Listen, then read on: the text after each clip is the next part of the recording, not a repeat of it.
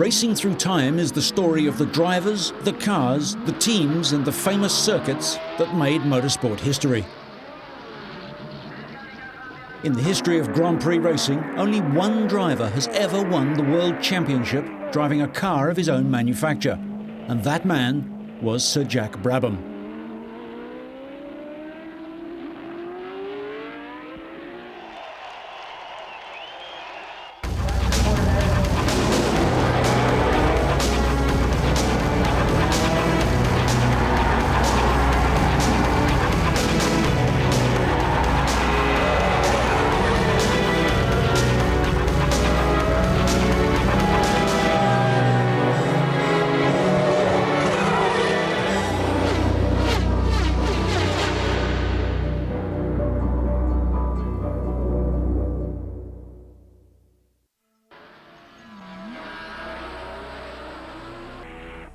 Racing Through Time looks at the remarkable career of the triple world champion and the Repco Brabham era.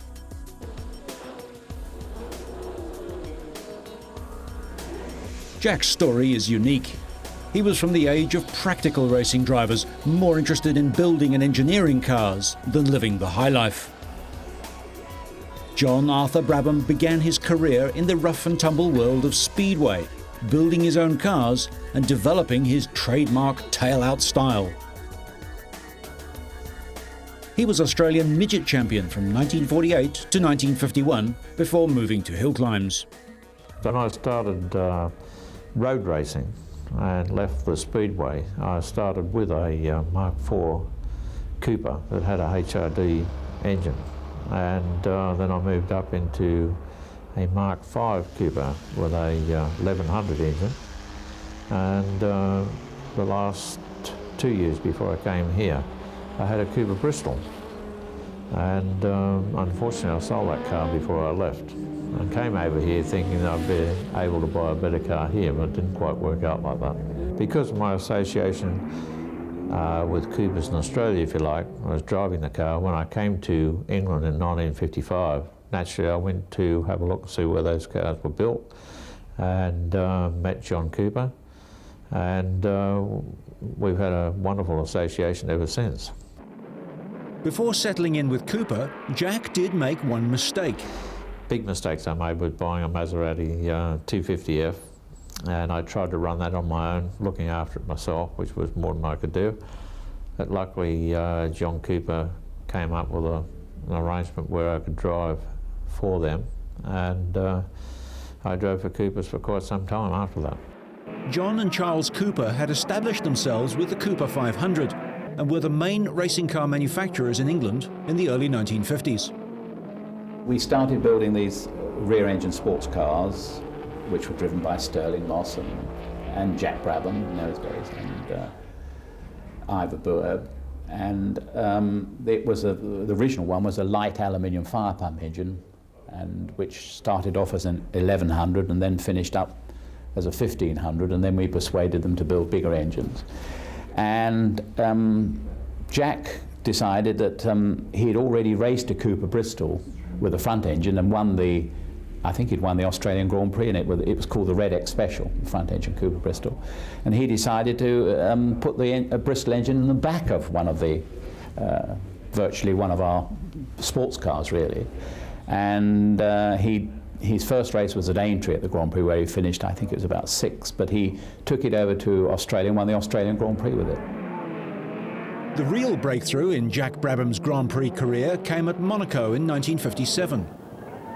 Roy Salvadori had signed for BRM, but early in 1957, while testing at Goodwood, he'd suggested to Rob Walker that the size of the 1.5-litre Coventry Climax engine in the back of the Formula 2 Cooper could be increased to 2 litres, and this would be the ideal car for Monaco. He couldn't drive it himself, so Jack Brabham was the man chosen to give the car its debut race. This was the year in which Moss, Collins and Hawthorne crashed in the early laps, and Brabham's race was also in doubt after an accident in practice. But the parts were rebuilt into Les Leston's Formula 2 chassis, and so the Cooper was able to start the race.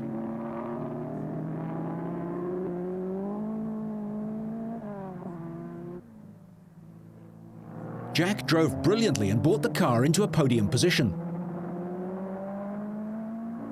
4 laps from the end, it broke down, and a determined Jack had to push the car over the finish line in 6th place. I certainly had no idea we were going to go as far as we did, but any sort of motor racing was something I liked doing at the time. I certainly didn't have it in my mind that I was going to be world champion, or that was what I was really working for. I was really loved my motor racing, and that's really what I wanted to do. At the end of 1958, Roy Salvadori moved on, and Brabham was joined at Cooper by another driver from the Antipodes, Bruce McLaren.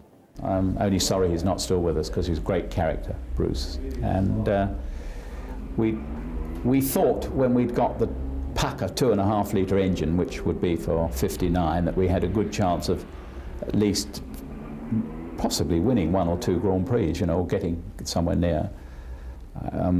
It was wonderful when we actually won the World Championship that year. Great.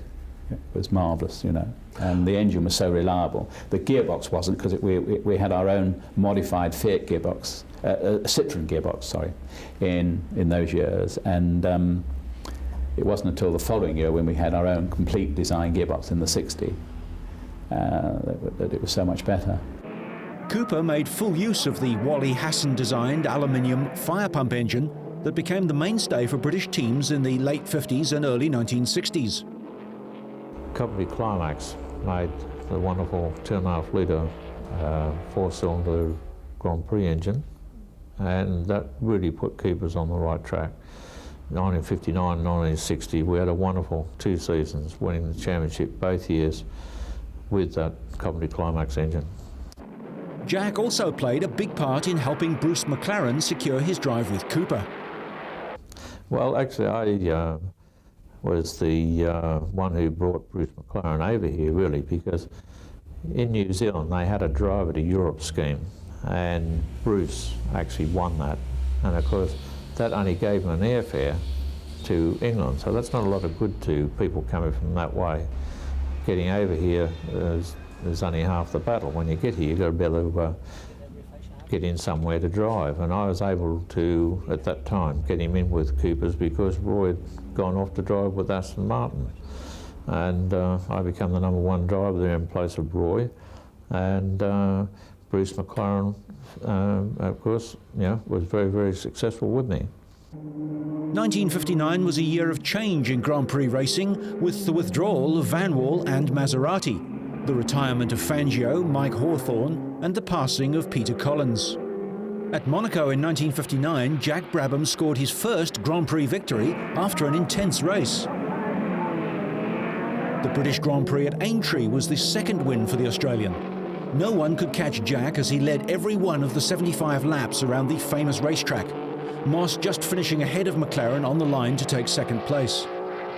By now, the championship challenge for 1959 was looking good for Cooper. The final race of the year was at Sebring in the USA. Either Brabham, Moss or Ferrari's Tony Brooks could win the title. Brooks pitted for loose bodywork, Moss dropped out with gearbox troubles, and Jack Brabham ran out of fuel on the last lap. Bruce McLaren sped past to win his first Grand Prix, the youngest driver ever to do so. John Cooper showed his gymnastic skills and then realised that Jack hadn't come past. Jack pushed his car across the line into 4th place, an exhausted but happy 1959 world champion. Well, yes, I knew I had to get across the line with the car, and of course I led the race right up to the last 500 or 600 yards, and because the car ran out of petrol, and I had to push it over the last few yards over the line, and but it did clinch the championship for me, so it was worth pushing. It was uphill too. Fair enough, we did win the World Championship in 59 on the last race with Jack. Although Jack ran out of fuel and Bruce finished 3rd, but Jack still managed to win the World Championship. But then we went to in fact, Bruce won that Sebring race, the American Grand Prix, and he was the youngest Grand Prix driver ever to win a Grand Prix, and I think that still stands. He was 21. And in January, we went to the Argentine Grand Prix, which was the first race of the 1960 season. We're still with the 59 cars, of course. And Bruce won that race as well. So he was then the youngest driver ever to lead the World Championship, which was rather nice. But at that race, Lotuses had produced a rear-engine car, their first rear-engine car. Innes Ireland was driving it. And it was very light. It was probably quite a bit lighter than ours, not as strong as our car, mind you. And it was very quick, and it worried Jack very much, and Bruce. But although Bruce did win the race because it broke, and on the way home in the aeroplane, we virtually said, we really redesign the whole motor car for 1960. Coming back from the Argentine in the aeroplane, John and I were sitting together, of course, and we had our pencils and sketches out and decided on all the changes that we should make to the existing car. And it was when we went to a 4-coil spring suspension, and the car was very, very much lower and more streamlined, and I think was probably the most successful car we had. And the gearbox was already being made because that had been a year on the drawing board, and we'd made the gearbox was nearly ready, the new gearbox, to replace the Citroen type gearbox.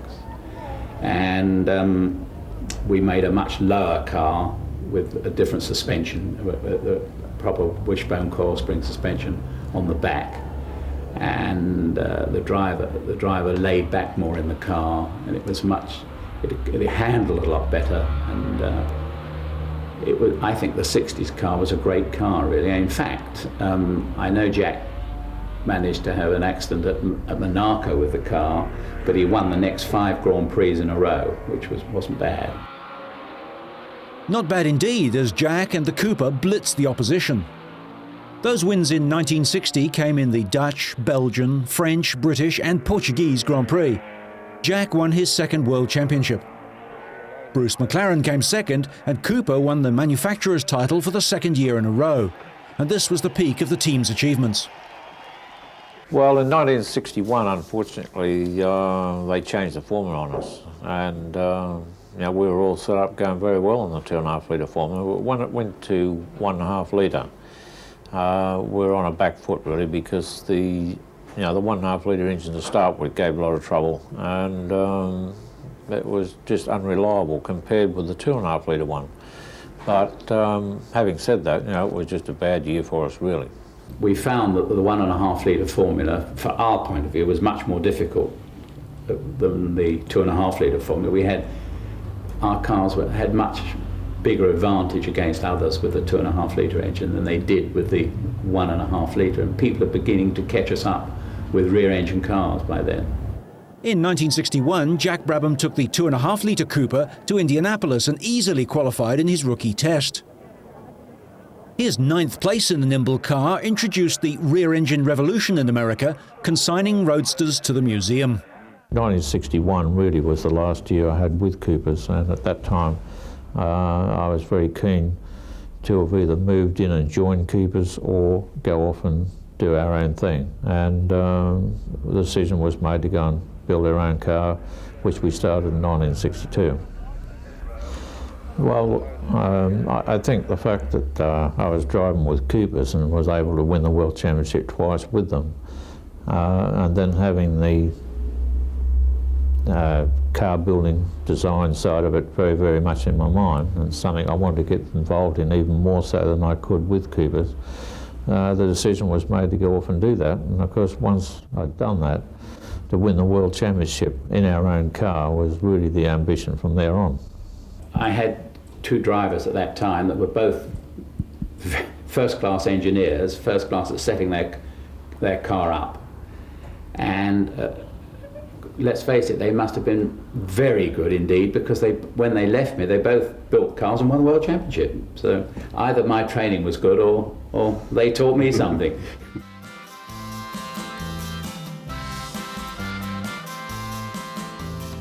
So Jack Brabham set out to build his own Grand Prix and production racing cars, growing from the already successful garage business he started shortly after his arrival in England.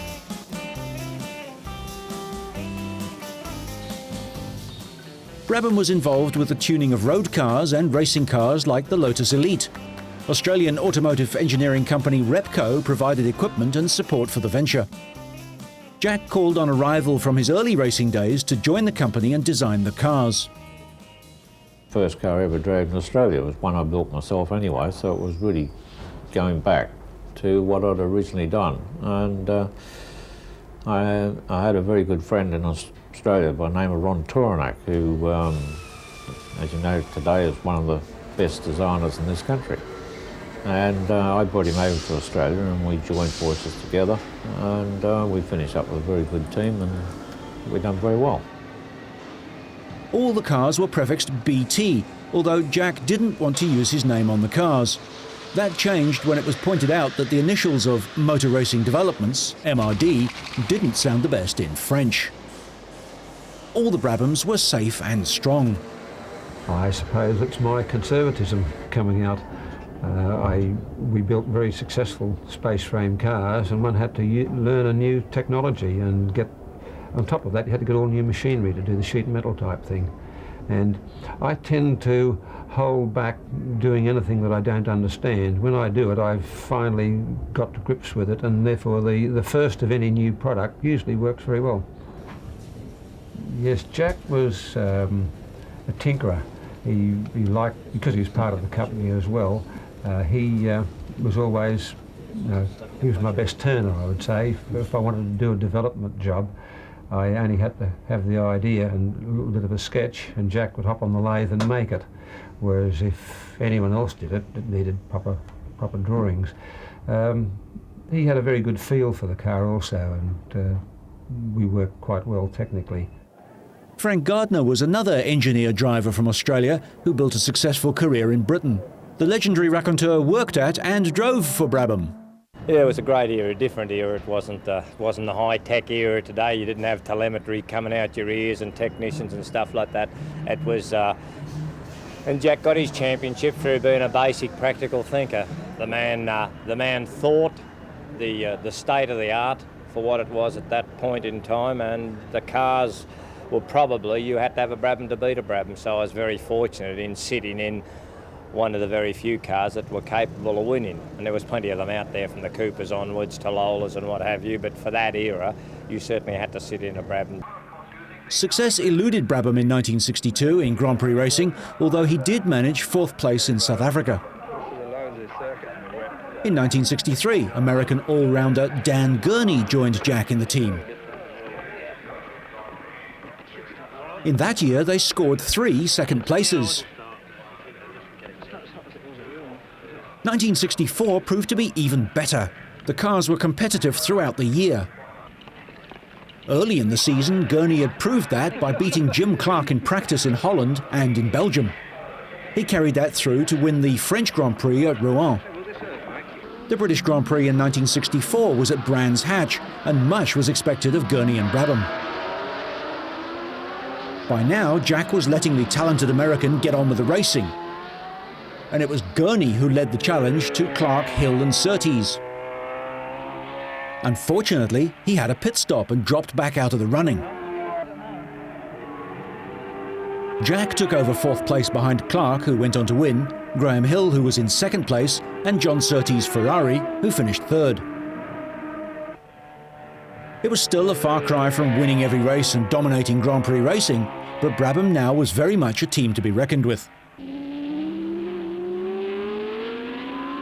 Brands Hatch was always one of Jack's favourite circuits. Here he proved that he was still competitive. But the load of running the team and being part designer of the cars had taken some of the edge off his driving.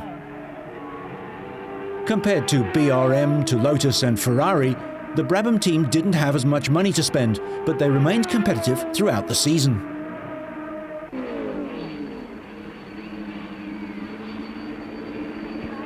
At the age of 38, many were wondering if Jack had seen his best days as a driver.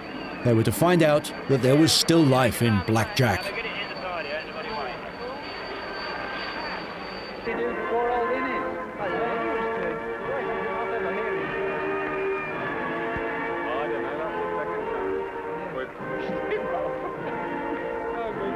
The national anthem had been heard by Brabham for their first win in Grand Prix racing in that year at the French Grand Prix at Rouen.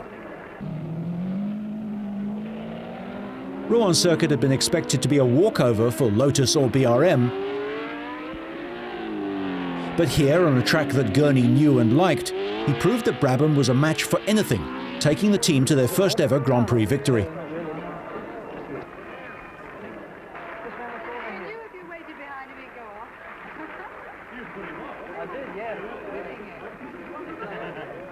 A young Mike Halewood watches the spoils of victory going to the tall Dan Gurney.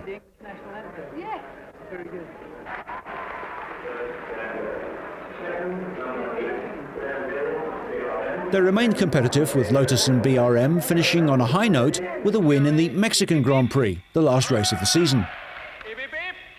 The cars were brilliant. The Ron Tornak designed, Brabham assisted and tested cars. They were the best of that era. And we had a lot of success. The only failures were driver failures. Putting your helmet on and leaving your brains in the pit and stuff like that were the main bloody causes of retirements, because the state of the art of those things were very good. They were easy cars to drive in the wet, which there was plenty of in that part of the world. We had good tyres, good contracts. It was all practical stuff. There was no complications. You could think your way through your whole program, and it all worked. Another New Zealander, Denny Hulme, made his debut for Brabham in 1963. I was working for Jack at the time in the garage in Hook Road in Chessington, just as a grease ball. Probably wandered around bare feet as well. It was all a bit of a joke in those days. But I remember the driver that he had was an Australian, and they tested the new car, and they built this new little Formula Junior quite secretly, and they'd been testing, I think, down Brands Hatch, and he flipped the car up and broke his collarbone. And they could fix the car and not the collarbone. So Jack said, well, you better take your helmet to Crystal Palace and you can have the little Junior for the weekend. And I'm going off to Alton Park, so I got the car in pole position. I think I finished third or fourth in the race. I spun it and hit the straw bales and still finished. So Jack said, oh, you better join the team consistently or full-time in the new year of 1963, which I went to Brands Hatch, Boxing Day, and it snowed during the race, but I won the first genuine race, or the first race that Brabham had ever won on that particular day. Jack was the ideal person to be mixed up with. I can remember we had a stage where we had all kinds of people around us. Brian Muir, who was no longer with us, and Brian was chief transport driver, cook, bottle washer, the whole bit. And it wasn't an uncommon thing to be at a race meeting, being a big budget team. I can remember being at a couple of race meetings with nobody to change gear ratios except myself, nobody to change engines except myself, nobody to give pit signals except myself, and nobody to drive except myself. So, it was a pretty efficient team, really. We were quite lucky to arrive because we'd been up all night. The most hazardous part of the operation was getting a transporter to the circuit. And what about driving for Brabham in 1966? Well, Jack had let me drive for him in the Tasman series. He sent a couple of cars down there at various Christmases. So I'd had a little bit of experience. And then in 65 I got a couple of drives in a Cooper and the Brabham Climax.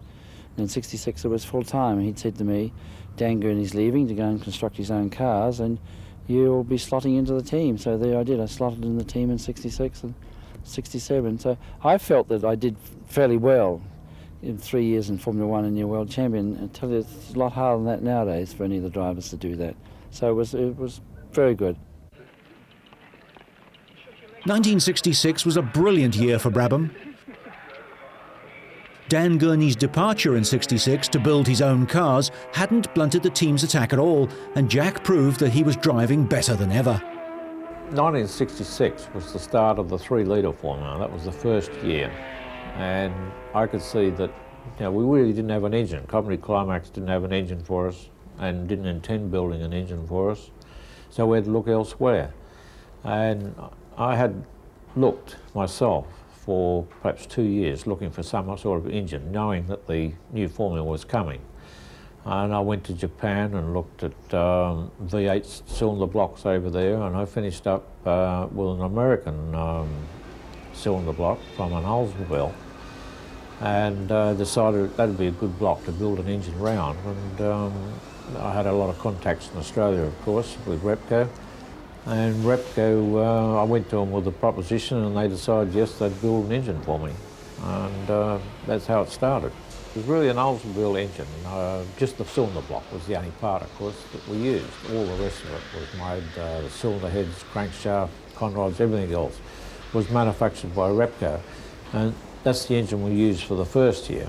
And in the second year, we switched to our own cylinder block, and the Repco engine became a whole Repco engine in its entirety. Designed by motorcycle legend Phil Irving, the single-cam Repco engine was reliable, lightweight, unstressed and economical, returning 7 miles per gallon. How did Brabham manage to prepare the car so quickly? It wasn't too difficult to do because they were both V8 engines, and the Coventry Climax 1500 engine was quite a large engine. It was double overhead camshaft, and it was a bit on the bulky side, and the Repco engine, only having a single overhead camshaft cylinder head, didn't take up a lot more space actually than what the 1500 engine did. And that was part of our success, was that it went into the chassis very easily, and it was an extremely reliable, good engine with a lot of torque straight off, and the car was very successful. That first success came in the International Trophy at Silverstone, and Brabham proved that the 3-litre Repco engine was competitive, including all that Ferrari and John Surtees could throw at it.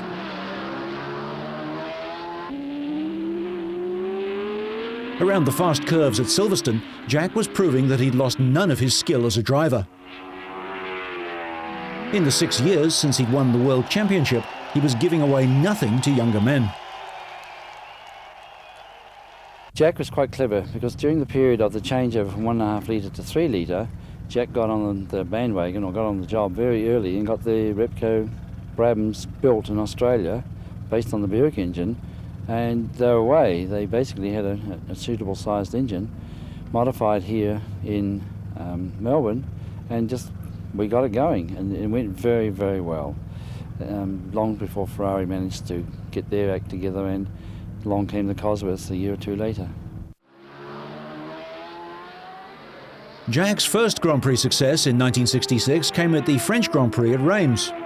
The fast circuit was expected to favour the Ferraris and anyone else with more power than the 320 horsepower of the Repco.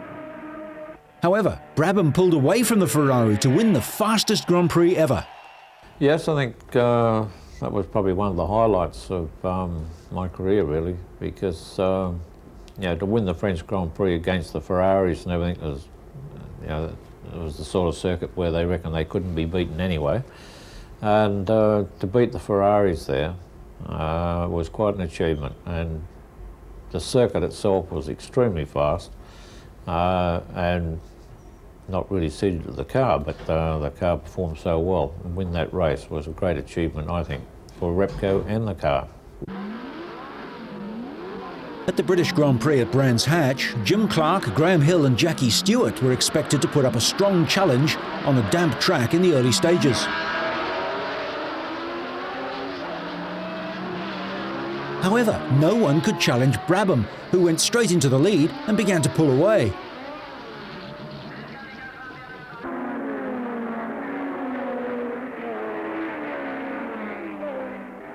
The road holding of the Brabham was absolutely superb as, behind him, everyone else scrabbled for grip.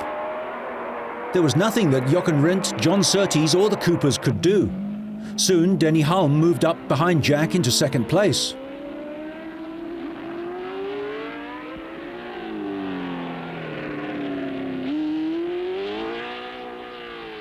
It was a Brabham 1-2 at Brands Hatch, the best result so far for Repco Brabham.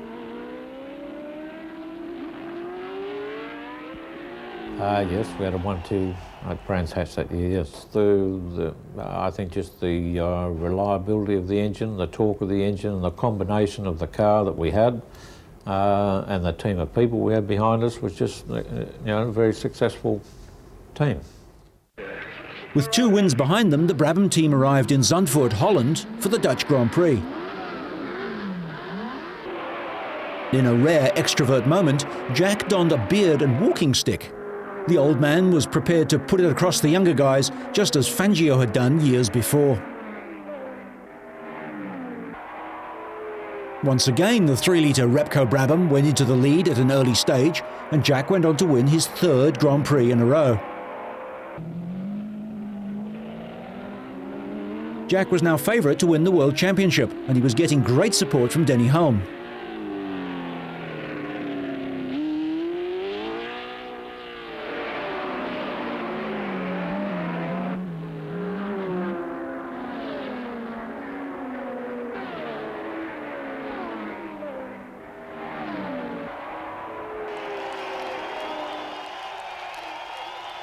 Next round was the German Grand Prix at the Nürburgring. The Nürburgring, as always, provided changeable weather, and in the latter part of the race it began to rain heavily.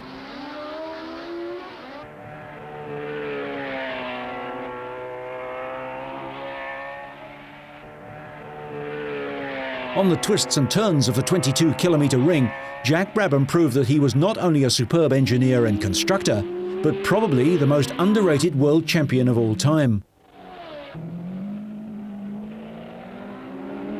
These were the days before wings and ground effects, and Jack, on treaded tyres, teased it round the circuit in horrible conditions to take his 4th win in a row.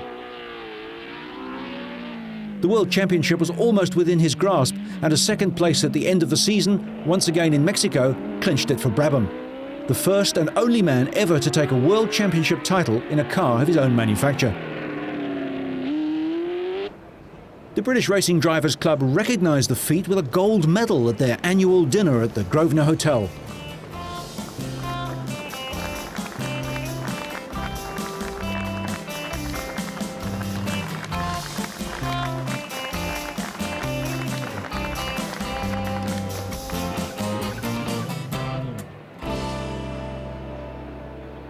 How did Jack Brabham maintain his competitiveness over so many years? Yes, he certainly gave those indications that he... I think most people that drive racing cars are competitive people, and it comes out in whatever they choose to follow later. And Jack was always there, and he we flew to a lot of meetings. Jack flew an aircraft like you drive a car, and we got in and fired up and limped off Fair Oaks over the glass houses and disappeared into the fog and hopefully landed, sometimes we almost found the airports. So it was a pretty interesting era. But I think they brought it in at one stage where they had graded drivers and ungraded drivers, never expecting an ungraded driver to win. And I think on a couple of occasions they took out the graded and the ungraded in Formula 2 for Jack. Not that I saw a great deal of the money, mind you. Jack invested it wisely for me. At the end of the season, most of the European competitors went over to Australia for the Tasman Series. It was like an 8-round World Championship in 8 weeks. It was also the chance for Jack to meet up with the Repco staff, discuss plans for the new season and promote the company. Companies within the Repco organisation round the country supplied parts for the engines. Eventually, the distance from Melbourne to Europe became difficult to overcome. In the end, Repco couldn't equate the publicity of worldwide success with the costs of developing racing engines, and a great engineering opportunity was lost. At the same time, Jack started an association with Honda, which continues to this day. In 1966, Jack and Denny dominated Formula 2 with Honda-powered Brabhams. Jack was honoured as the Australian of the Year in 1966 and presented with a medal at Sandown in Melbourne. Into 1967, the success continued, although Denny Hulme's first Grand Prix win at Monaco was achieved in a race that claimed the life of Lorenzo Bandini. Yes, I was having a good dice with Lorenzo Bandini, and I saw the accident and all the palaver that went with it.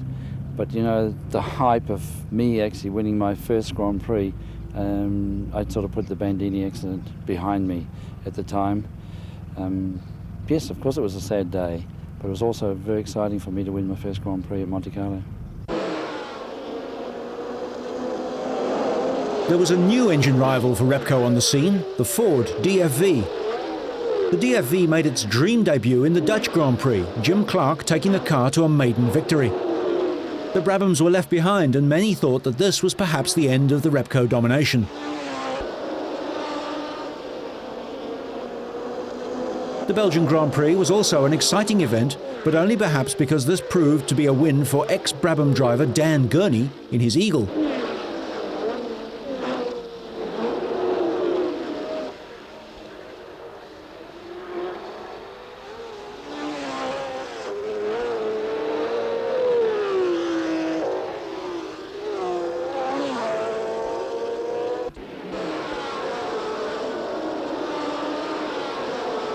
The French Grand Prix was business as usual for the Brabham team. The race was held at the short Bugatti circuit at Le Mans, and Jack took the win from Denny.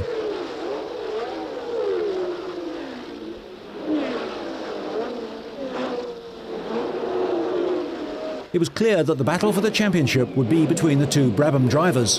What they lacked in speed, they made up for in reliability.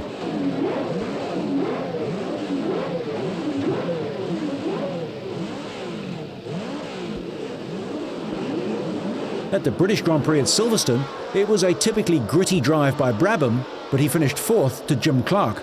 Denny Hulme finished in 2nd place.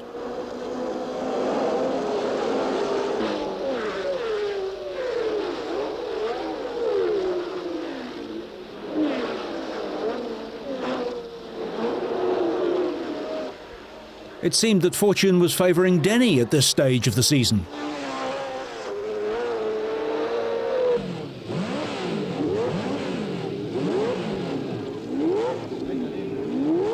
The teams moved on to the Nürburgring again. Clark was fastest in practice and the Ford DFV cars looked to be competitive. But this tough, hard circuit, which always brought out the very best in drivers, brought out every weakness in cars too.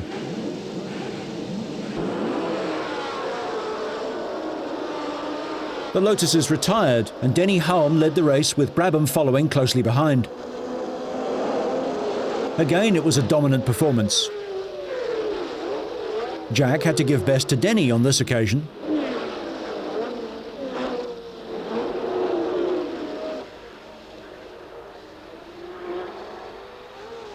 His interests were primarily for the team and not necessarily in winning the championship for himself.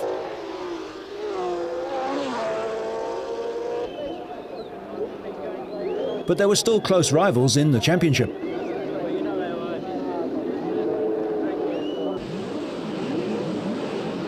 In the Canadian Grand Prix at Mosport Park, it was Brabham on a wet track showing everyone the way home.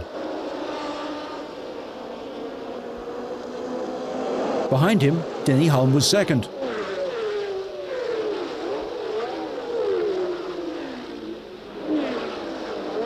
Denny, although his background was more of a mechanic, he in fact, when he drove for us, acted more as a driver rather than part of the team operation. Now, Jack was, if I had any ideas, and I mentioned the Jack, he wouldn't give up until he tried them, whereas Denny took the things that had been adequately tested, and it gave him in 67, when they drove together, it gave Denny more reliability than Jack. The Italian Grand Prix at Monza was perhaps the turning point of the season. John Surtees was at the wheel of the Lola-built Honda, a car which lacked the road holding to challenge on some circuits, but had the power on the fast Italian track to give its best. Once again, the Lotus Fords fell back. Out in front, it was a battle between Jack Brabham and Surtees. For lap after lap, they circulated in close company. And Jack was looking ready to pounce, as was often the case in the final stages of the race. On this occasion, he was to make a mistake which probably cost him the World Championship. I don't think I'll forget it, ever. Actually, it was a race where the Honda was extremely quick, and for some reason I'd dropped back quite a bit, but I managed to catch him on the last lap and going down the back straight into the corner before the pits. I actually passed him on the inside, and the reason I was able to pass him on the inside, there was oil that had been dropped on the inside and somebody had put cement over it, and that left a line down the inside which people were avoiding. That was the only hole I had, and I went down that inside and got in the oil and couldn't quite stop enough for the corner, to be able to get a good line out of it.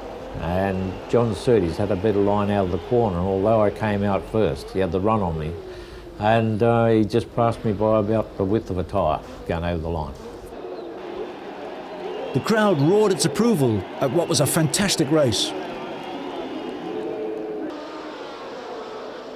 In the final 2 rounds of the 1967 World Championship, Jim Clark and Graham Hill dominated at Watkins Glen, and Jack dropped back to 5th place.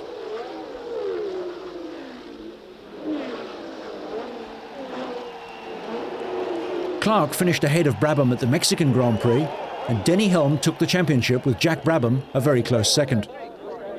Jack kept his ideas in his head, and basically, I suppose that was fairly good. He sort of sent all the information back to Australia, and you'd get on. You'd get the second best, but not really. Jack was quite fair in actual fact, but if there was something new, and all I got to say is, in '67, when I won the championship, if Jack had stuck to, or kept some of the gear that I had, he probably would have won the championship. But he would try something new all the time, like maybe new camshafts, valves, or valve springs, or something like that, and occasionally they would break and let him down, and I had the good old reliable stuff, probably not the same horsepower, but reliable, and you've got to be there at the finish. What was it like to beat your teammate to the World Championship that year, who also owned the team? That wasn't easy, particularly when we got to Watkins Glen, and there was only Mexico City afterwards to go. The mechanics were even slightly divided within the team, and I think that even happens nowadays as well, when there's 2 good guys in one team trying to win the championship. Less of a problem in that we didn't have so many mechanics. There was 2 for me and 2 for Jack. But Jack, once again, was still giving himself the best parts, but then sometimes they were a bit fragile and weren't properly tested. So I probably had, in the end, the better opportunity to win the championship. Well, Danny was an extremely good driver, and he was coming on at that stage, and he'd been in our team for a little while, and it was a real touch and go thing at the end of the year as to who was going to win the championship. We had 2 good cars, 2 good drivers, and we were finishing 1, 2 and right up the front all the time, but as it turned out in the end, Danny was first and I was second in the championship. But for Repco and the team, it was a good result. Well, 1968 was a bad year for us, really, because Repco decided they'd build a twin-cam engine similar to the Cosworth, and that engine didn't turn out anywhere near as successful as the first one. We had a few problems in the engine, mainly with a torsional crankshaft problem, which went through the engine. And by the end of that year, Repco decided they didn't want to go any further with it because it was starting to cost too much money and motor racing was starting to escalate, and the Ford Cosworth had come on the scene, and of course that was, I don't have to tell you how successful that engine was. And the following year, in '69, we switched to the Ford Cosworth engine ourselves. Other drivers who drove for Brabham included Dan Gurney, Jackie Ickes and Jochen Rindt. What were Ron Turanak's impressions of them? I was much closer to Rindt than the others.